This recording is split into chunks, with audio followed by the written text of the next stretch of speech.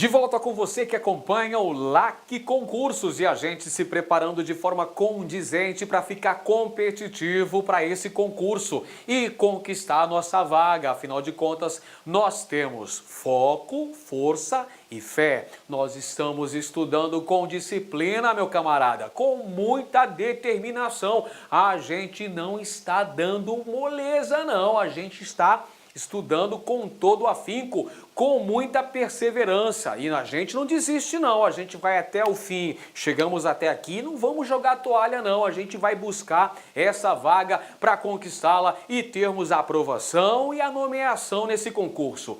E a gente continua a nossa odisseia pela história do Brasil. Chegou a hora de falarmos sobre os bandeirantes. Pois é, a gente vai entender as expedições bandeirantes, por que cargas d'água surgiram essas atividades, quais são os objetivos, quais são as principais consequências, quais são as repercussões principais da atuação dos bandeirantes ao longo do período colonial brasileiro. Vamos lá então, meus nobres. Pessoal, vamos começar falando sobre a capitania de São Vicente. Afinal de contas, foi lá que surgiu a atividade bandeirante no Brasil. A capitania de São Vicente, como vocês bem sabem, é uma das capitanias que prosperaram. As capitanias hereditárias, duas prosperaram. Pernambuco, que era a capitania de Duarte Coelho, e São Vicente, segundo lote, capitania de Martim Afonso de Souza. Pois é, a prosperidade da capitania de São Vicente se deu pelo cultivo de cana-de-açúcar. Porém, a capitania de São Vicente não conseguiu acompanhar o crescimento exponencial da produção açucareira das capitanias nordestinas, principalmente Pernambuco e Bahia. Então, o que aconteceu? A capitania de São Vicente enfrentou um isolamento econômico, uma estagnação de sua economia, sendo necessário o surgimento de atividades complementares como verdadeiras tábuas de salvação para a economia no Planalto Vicentino. Entre essas atividades que vão salvar a economia da capitania de São Vicente nesse contexto estão a agricultura de subsistência para o consumo interno e as atividades bandeirantes, expedições particulares que tinham variadas finalidades, penetravam nos sertões brasileiros em busca de variadas riquezas. Olha só que coisa, os bandeirantes eram expedicionários, eram uma espécie de sertanistas que tinham a missão de buscar riquezas no interior. Essas riquezas poderiam ser índios necessários para ocuparem a mão de obra no Planalto Vicentino na condição de escravizados. Eles vão atacar também as missões jesuíticas, as missões dos padres da Companhia de Jesus, e eles vão atacar quilombos. Eles vão atacar quilombos também, pessoal. E também os bandeirantes procuravam ouro e pedras preciosas. Portanto, haviam várias formas de bandeiras. Capitania de São Vicente, acompanha comigo, a ocupação do Planalto Vicentino gerou conflitos com as populações nativas. Muitas vezes, os habitantes da Capitania de São Vicente, ou seja, seus colonos, não vão ter capitais, não vão ter grana, dinheiro suficiente para utilizarem negros africanos como escravos. Sendo assim, adivinhem quem é que eles vão escravizar? Eles vão escravizar os povos indígenas. Por isso que o alvo principal das bandeiras de apresamento indígena, adivinha qual era? As missões jesuíticas, porque sabiam que lá tinham os índios ladinos, os índios que já estavam afeitos ao trabalho sistemático, ao trabalho na lavoura, pessoal. Nessa região aí surge a produção de gêneros alimentícios. Inicialmente uma agricultura de subsistência e depois um cultivo de gêneros alimentícios que foi utilizado no comércio intracolonial. Ou seja, São Paulo chegou a abastecer outras regiões, as regiões mineradoras. Isso já no século XVIII, quando nós temos aí o abastecimento interno que era feito pelos tropeiros e pelas monções. Então vinham gêneros alimentícios dessa região aí da capitania de São Vicente, que depois virou capitania de São Paulo. Não se esqueça, hein? Eles vão organizar expedições de apresamento indígena. O que é isso, professor? Eram bandeiras de caça ao índio. Eram expedições organizadas pelos habitantes do Planalto Vicentino que vasculhavam os sertões, o interior da colônia, promovendo uma verdadeira guerra de caça aos índios. São as bandeiras de apresamento indígena que vão promover uma série de incursões pelo interior da colônia. Olha só, pessoal, as bandeiras eram, portanto, expedições particulares. Vamos entender aqui, ó. Existiram no período colonial as entradas e as bandeiras. Entradas e bandeiras. Tudo bem? Vamos lá então. As entradas eram expedições oficiais, ou seja, expedições financiadas pela coroa portuguesa que entravam nos sertões em busca de riquezas, buscando, por exemplo, riquezas minerais. Porém, pessoal, as entradas não avançavam muito pelo interior. Elas respeitavam os limites estabelecidos pelo Tratado de Tordesilhas. As entradas existiram desde o início do período colonial. Lá quando iniciou a colonização, com a vinda da expedição de Martim Afonso de Souza, o cara já fez incursões pelo interior do território para tentar encontrar riquezas para o rei de Portugal. As bandeiras, por sua vez, eram expedições de caráter particular. Expedições privadas, portanto, pessoal. Eram expedições que eram organizadas, entravam nos sertões em busca de riquezas, caçavam indígenas, atacavam quilombos e buscavam ouro. Detalhe, as bandeiras não respeitavam os limites de Tordesilhas, elas avançavam para o lado espanhol, para o lado que pertencia ao domínio colonial da Espanha. Então tá aqui, olha só, as principais formas, os principais tipos de bandeira. Anota no seu caderno, amigão, isso aqui é importante. Olha só, bandeira de sertanismo de contrato.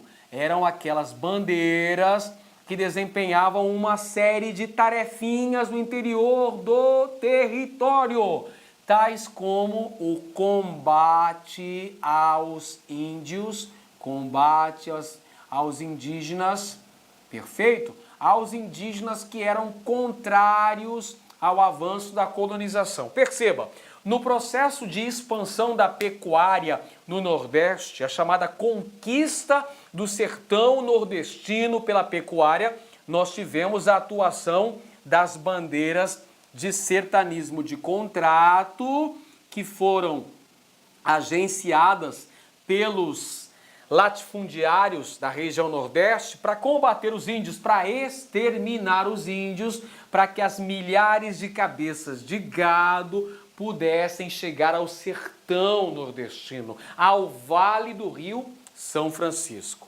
Os bandeirantes também eram contratados para destruir, vamos colocar aqui, destruição dos quilombos. Quem destruiu o principal quilombo da história do Brasil, que foi o Quilombo dos Palmares, foram os bandeirantes.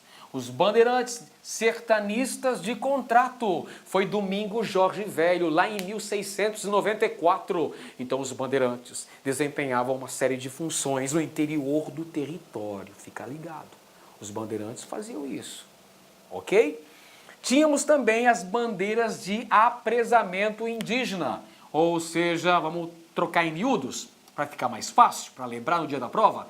Bandeiras de caça ao índio, pessoal. Bandeiras de caça ao índio. Então, os bandeirantes buscavam indígenas para transformá-los em escravos. Então o alvo principal eram as missões jesuítas. Beleza. E haviam também as missões, aliás, as expedições que tinham como missão, agora ficou mais legal, a prospecção de metais preciosos, bandeiras que procuravam o quê? Ouro! Procuravam ouro no interior do território, as bandeiras de mineração. Bandeiras de mineração buscavam ouro no interior do Brasil. Esses bandeirantes, os bandeirantes eram sertanistas. Vamos lá, bandeiras de mineração, bandeiras que buscavam ouro no interior do território. Os bandeirantes foram importantes no processo de consolidação do domínio territorial português. Por que razão, professor? Gente, os bandeirantes penetraram no interior do território, certo? Em áreas que pertenceriam, de acordo com o Tratado de Tordesilhas, à Espanha. Mas os bandeirantes foram lá capturar indígenas, foram lá atacar missões jesuíticas, foram lá buscar o ouro. E isso fez com que o território colonial português fosse ampliado. Surgisse a necessidade, inclusive, de novos tratados de limites entre Portugal e Espanha. O mais importante deles, anota aí no seu caderno, Tratado de Madrid, de 1750, baseado no princípio do uti possidetis, que garantiu a atual configuração, praticamente a atual configuração territorial brasileira. Tratado de Madrid. Um dos fatores que possibilita a expansão territorial brasileira é a ação desenvolvida pelos bandeirantes, que vão garantir a ocupação do interior da colônia. Ocupação que eu falo aqui, pessoal, ocupação para colonização. Não significa que o interior já não era habitado por silvícolas, pelos povos nativos, pelos indígenas. Já tinham índios na região, mas os bandeirantes vão consolidar o domínio territorial, vão ocupar esse território, surgindo aí explorações econômicas nessas áreas, principalmente no século XVIII, com o surgimento de vilas, cidades, estradas aí no interior do Brasil, onde estão atualmente os estados de Minas Gerais, Mato Grosso e Goiás. Beleza, mas como é que a historiografia tradicional vê os bandeirantes, pessoal? Durante muito tempo, a história tradicional tratou o bandeirante como um grande herói, uma raça de gigantes, responsável pelo aumento, pelo crescimento exponencial do território do Brasil. Oh, os bandeirantes, olha que feito heróico, desbravadores do interior, enfrentaram os índios, enfrentaram diversos perigos. Oh, que maravilha, construíram o Brasil gigante pela própria natureza. Pessoal, presta bem atenção. Isso era pregado pela historiografia tradicional, que criou o mito do bandeirante. O bandeirante como um grande herói nacional, responsável pela construção do Brasil gigantesco, do Brasil extenso. Então isso muito foi influenciado. Até meados do século passado, nós tivemos essa visão aí, a visão calcada na construção do mito do bandeirante, um herói, uma raça de gigantes. Não é à toa que você tem uma série de construções que levam o nome dos bandeirantes, né? No Museu Paulista, por exemplo, no Museu do Ipiranga, na entrada do museu, você já se depara com duas estátuas em tamanho real dos bandeirantes. A estátua de Fernão Dias e de Raposo Tavares. Existem quadros ilustrando os bandeirantes, né, como grandes heróis. Existem rodovias com o nome dos bandeirantes.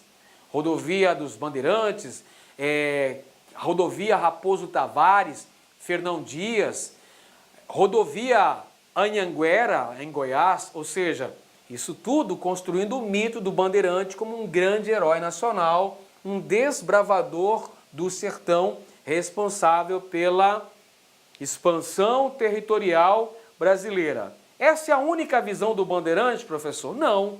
Existem outros aspectos que devem ser considerados. Por exemplo, a perseguição, o extermínio, o genocídio indígena, a escravização dos ameríndios, o ataque dos bandeirantes às missões, a destruição de vários quilombos, entre eles o quilombo dos Palmares, foi a ação dos bandeirantes. Então temos que colocar na balança os prós e os contras. Perfeito? Porque tem essa visão do revisionismo histórico acerca da atuação dos bandeirantes. Vamos lá, no mapa aqui, pessoal, a gente percebe a atuação dos bandeirantes ao longo dos séculos 16, 17 e 18. O apogeu do bandeirismo no Brasil se deu no século 17, viu? Mas a descoberta de ouro se dá no finalzinho do século 17 e comecinho do século 18. Então a gente tem aqui, moçada, olha só, vários tipos de bandeira. Bandeiras de captura de índios, que são as bandeiras de apresamento indígena. Temos também as bandeiras de prospecção, que são as bandeiras de mineração. E temos ainda as bandeiras de sertanismo de contrato, que eram aquelas requisitadas para efetuarem uma série de servicinhos, vamos dizer assim, de trabalhos sujos no interior. Atacar os indígenas, atacar os quilombolas também. Então, vários tipos de bandeiras que a gente teve. Uma série de bandeirantes, Domingos Jorge Velho, que destruiu o quilombo dos Palmares, Fernão Dias, Borba Gato, Bartolomeu Bueno, o Anhanguera, que descobriu ouro em Goiás, Raposo Tavares, que fez uma grande bandeira que foi até a Amazônia, Fernão Dias, já mencionamos, não é? Pascoal Moreira Cabral, que descobriu ouro em Cuiabá, e por aí vai. Vamos ter como consequências importantes das bandeiras o desbravamento e conhecimento dos sertões, territórios dos atuais estados de Minas Gerais, onde foi descoberto ouro, depois Mato Grosso, depois Goiás também. Tivemos o extermínio e a escravização dos ameríndios, a construção de caminhos e de estradas interligando as regiões desbravadas, como por exemplo aí a estrada de Goiás, que vai ligar a capitania de São Paulo à capitania de Mato Grosso, promovendo o desenvolvimento da pecuária naquela região, a ampliação da oferta de mão de obra escrava indígena para outras regiões da colônia. Os bandeirantes, como nós falamos, tinham como alvo prioritário as missões jesuíticas, pessoal. Os bandeirantes atacavam as missões para buscar os índios que já estavam aptos ao trabalho agrícola. Então há uma grande escravização dos ameríndios como consequência da atuação dos bandeirantes, que garantiu também a ampliação territorial da América Portuguesa. Posteriormente tivemos uma legitimação desse território através da assinatura do Tratado de Madrid, como dissemos, de 1750, garantindo a posse portuguesa desses territórios. Legal! Vamos que vamos então, pessoal, para uma questão para a gente agora vai fixar o nosso conteúdo. Agora a gente vai ver se nós conseguimos realmente assimilar, se nós aprendemos, se nós potencializamos a aprendizagem. E como é que a gente sabe disso? Fazendo exercício. Pessoal, é muito importante, você tem que fazer uma série de questões, só assim você vai conseguir testar o seu conhecimento. É muito importante fazer exercício. Você não pode ficar só na teoria. Ficar só na teoria é o mesmo que ir para o restaurante e ficar só no cardápio. Você não pode ficar só no cardápio, você tem que ver o prato e apreciar o prato, né, para saber se é bom. Então o que você tem que fazer? Estudou a teoria, vai para o exercício, amigão. Vai testar o seu... Olá, meus amigos, minhas amigas, sou o professor Luiz Antônio Carvalho e com muito prazer, muita satisfação, estou aqui para fazer um grande convite para vocês, um convite muito especial. Você que vai fazer o concurso da Polícia Militar do Estado do Maranhão, nós aqui do Lá Concursos, nós preparamos um super curso, atenção, completo e atualizado. Nosso curso completaço, atualizado por apenas 10 mensalidades de R$ 25,00 aqui no Lá Concurso. Inclusive, você teve a oportunidade de assistir um pequeno trecho da aula do nosso professor. Esse professor nosso é um professor top de linha, e eu convido vocês aí a se matricularem no curso do Lá Concursos, que eu tenho certeza que não vai se arrepender. Tá certo, meus amigos? Ah, já ia esquecendo. Se você quer esse material de apoio que o professor acabou de utilizar, clique aqui embaixo, tem um link que vai direcionar para o nosso site e lá você vai fazer um pequeno cadastro, você pode fazer o download gratuitamente. Mas eu espero vocês aqui no Lá Concursos. Esse curso tem cláusula de garantia, você pode se matricular sem medo de ser feliz durante 5 dias. Se não gostou, você pode assistir quantas aulas quiser, baixar PDF, não gostou, encaminha um e-mail para a gente lá, nossa central de atendimento, que a gente vai fazer o cancelamento da sua matrícula na maior brevidade possível. Tá certo, meus amigos? Forte abraço, fique com Deus, espero vocês aqui no LAC. Fui, tchau. Clique LAC.